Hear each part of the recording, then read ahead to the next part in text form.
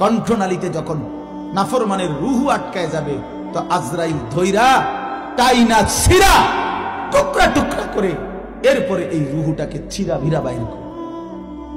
তো কোরআনে আল্লাহ বলছে কেন এমন এমন নির্মম মৃত্যু হলো, কেন তার কলজা ছিঁড়া ফেললো, আজরাইল তার রুহুটা ছিন্ন ভিন্ন করে দিল, এমন করলো কেন?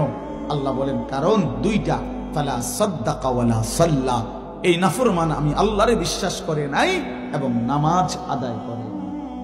কি আদায় করে নাই?